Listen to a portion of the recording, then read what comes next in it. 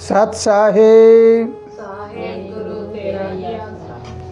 प्यारे ज्ञानी पुरुषों, इस वीडियो को बड़े गौर से सुनना है। ये आपके जीवन का उद्धार करने वाली है। अगर इस वीडियो को गौर से सुनोगे तो आपको बहुत सी बातों का पता लगेगा। पिछली वीडियो में आपने सुना ब्रह्मांड के बारे में कि ब्रह्मांड हमारे से बातें करता है। आपने कहा, लेकिन वो बातें कैसे करेगा, उसके बारे में आपको बताया था कि आपका फैसला कैसा होना चाहिए, आपकी विचारधारा कैसी होनी चाहिए। ज़रा आप सुनिए इसके बारे में कि आप कोई भी फैसला करें, कोई भी फैसले के साथ किसी के साथ वादा कर ले, आपके वादे का इरादा क्या है। वादा कम और ना ज़्यादा।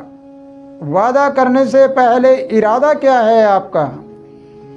इरादा अगर नेक है तो आपका जो फैसला है, आपका वादा है, वो हमेशा नेक ही रहेगा। यानी आपका इरादा नेक होना चाहिए। तो इसलिए आपको कोई खुशी आ जाती है, आप छोटी छोटी चीज़ों में खुशी मनाने लग जाते हो। छोटी छोटी बातों में हाव भाव में आकर कोई न कोई वादा कर लेते हो। एक वादा हमने हाव भाव में आकर अपने अंदर थोड़ी देर की कोई खुशी आई और उस खुशी के चलते चलते हमने कोई वादा कर लिया। जैसे उदाहरण के तौर पे आपको बताता हूँ कि एक इंसान ने किसी गुरु की बात सुनी और गुरु की बात सुनकर उसको खुशी पैदा हुई। और खुशी पैदा होने के बाद उसने आश्रम की कोई झलक झलक देखी, कुछ और देखा तो वो वादा कर बैठा, कह दिया कि ये मेरा गुरु है और मैं इनको आजीवन भर इनके साथ रहूँगा और जैसे हुक्म होगा वैसा मैं पालन करूँगा। और कुछ ही समय बाद में वो वादा टूट जाता है। अब वो वादा कैसे टूटा। आपने पल भर की खुशी में और हाव भाव में वो वादा किया। तुम्हारा इरादा नहीं था, तुम्हारा ये इरादा नहीं था कि मैं लंबे समय तक रहूं, लेकिन तुम्हें इरादे का पता ही नहीं था। इरादा क्या है। जब कोई वादा करते हैं तो उसके साथ इरादा जोड़ लीजिए। इरादा अगर जोड़ लेंगे तो आपको बहुत सी बातों का पता लग जाएगा, हकीकत बात का पता लग जाएगा। अगर आप किसी से कोई वादा करते हैं तो उस वादे के पीछे नतीजा और देख लेना है कि मैंने किसी के साथ कोई वादा कर लिया। उदाहरण के तौर पे मैंने गुरु चेले का बताया, लेकिन आप शादी का और सुन लीजिए। आजकल हमारी भारतीय संस्कृति में बड़ी उथल पुथल हो रही है। एक लड़का लड़की, एक बच्चा आपस में बातें करने लगा और बात करते करते उनमें खुशी जागी और खुशी जागने के बाद वो हाव भाव में आ गए। हाव भाव में आने के बाद उन्होंने वादा कर लिया कि हम साथ रहेंगे। लेकिन वो उन्होंने वादा करके ये कभी नहीं देखा कि अगले आने वाले वक्त में तुम्हारे साथ क्या होने वाला है, उसका नतीजा क्या निकलेगा। उसका नतीजा पहले तुम हाव भाव में रहते हो और थोड़ी सी खुशी में कोई वादा कर लेते हो, उसका नतीजा लगभग गलत निकलता है। इसलिए नतीजा देखना आपके लिए बहुत ज़रूरी है। किसी वादा करने से पहले आप नतीजा देखो कि इसका नतीजा गलत है या इसका नतीजा सही है। अगर नतीजा सही निकलता हो तो भी उसको 2-4 बार फिर सोचो कि ये नतीजा सही निकलेगा या गलत निकलेगा। उसके बाद में आपके कदम कभी रुकने वाले नहीं। आपके जीवन में कभी कोई झंझट नहीं आएगा, किसी प्रकार कोई बात नहीं होगी। आगे जरा और सुनिए कि जब कोई आप वादा करते हो किसी के साथ, चाहे गुरु हो, चाहे कोई रिश्ते का बात हो या कोई भाईचारा हो या कोई लेन देन हो, कोई तरह का कोई वादा करते हो, उस वादे करते वक्त सच्ची बात है वो बिना घबराए कह देना। यानी अपनी जो बातें हैं वो बातें बिल्कुल स्पष्ट बता देना कि ये बातें ऐसी है। और जब आप स्पष्ट बातें वो बता देंगे तो फिर वो आपका इरादा दर्शाता है। कहने का भाव अर्थ समझ आई है आपको कि जब आप अपनी हकीकत बात यानी अपने दिल से हकीकत बात सामने रख देते हो तो वो आपके वादे का इरादा दर्शाता है। वो आपको बता देता है कि इसका इरादा क्या है। इरादा अगर अच्छा है तो फिर आगे चल के वो इंसान एक नेक इंसान, नेकी वाला इंसान बन जाता है। इसलिए मेरे प्यारे सज्जन पुरुषों, वादा करने से पहले याद रखना, जीवन परमात्मा के सिवा बदलने वाला कोई नहीं।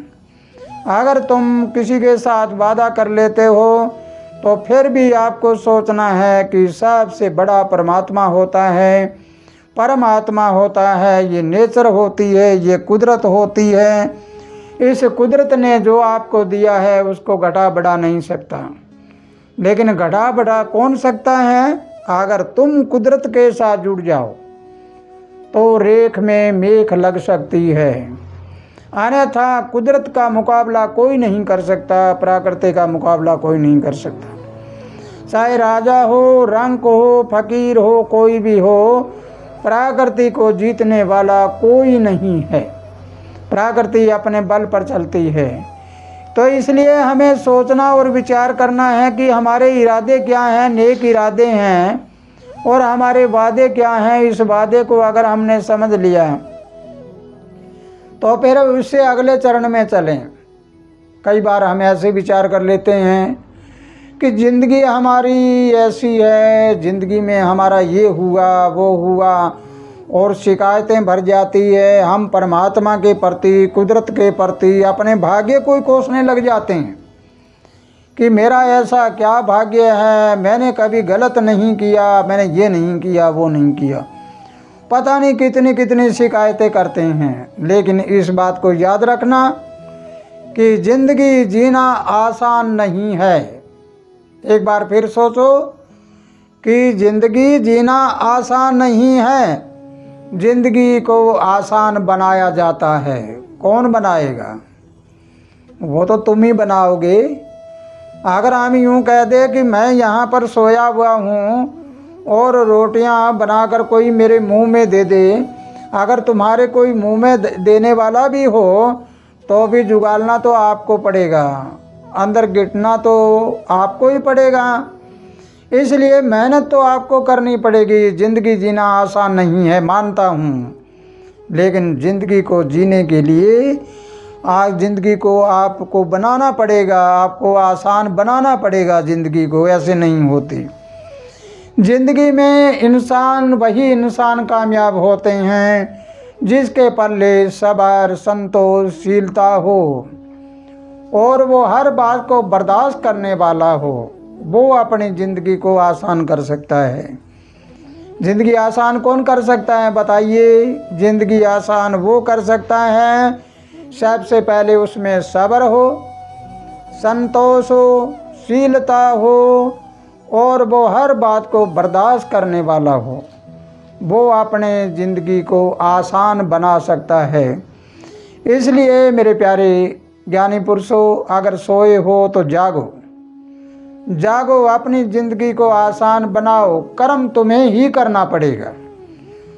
रास्ता बताने वाली कुदरत है या कुदरत के द्वारा बनाए गए कोई गुरु भी बता सकते हैं, लेकिन रास्ते पे चलना तो आपको पड़ेगा। अगर कुदरत ने आपको अनाज बोने की तजवीज़ दी है तो अनाज बोना और रखवाली करके उसकी फसल को पैदा करना तो आपका काम है। कर्म तो आपको करना पड़ेगा। तो इसलिए अगर ये बातें आपको समझ आई है तो आप ज़रा अपनी ज़िंदगी को आसान बनाना सीखिए और फिर ब्रह्मांड तुम्हारे से बातें करना शुरू कर देगा। विश्व शक्ति तुम्हारे से बातें करना शुरू कर देगा। तुम्हें देहधारी गुरु की ज़रूरत नहीं पड़ेगी। फिर तो तुम समय गुरु और समय चेला हो जाओगे। आपे गुरु और आपे चेला, और कोई दे का गुरु दे का चेला होगा तो दे का गुरु और दे का चेला रेलम रेला ठेलम ठेला धक्कम धकेला होते फिरेंगे। ऐसा ही गुरु ऐसा ही चेला। जैसे एक बार कबीर साहब ने कहा था कि इधर से अंधा आ रहा इधर से अंधा जा, और अंधे की लकड़ी अंधे ने पकड़ी तो फिर रास्ता कौन बता। लेकिन साहेब कबीर ने कहा देखो गुरु मत मानना, और मैं भी गुरु नहीं बल्कि मेरे अंदर जो आने वाली वो परम शक्ति है वही सतगुरु होती है। दे कोई गुरु नहीं होता, सतगुरु नहीं हो सकता। तो इसलिए मेरे प्यारे सज्जन पुरुषों, अगर मेरी बात आपको समझ आई है तो इस वीडियो को ज़्यादा से ज़्यादा शेयर करिए, लाइक करिए और अपनी विचारधारा को कमेंट बॉक्स में लिखिए। और अभी तक हमारे चैनल को सब्सक्राइब नहीं किया है तो सब्सक्राइब भी करिए। इसी के साथ खुशहाल रहो, आनंद करते रहो, अपने जीवन को सरल बनाते चलो और ब्रह्मांड से बातें करते चलो। सत साहिब।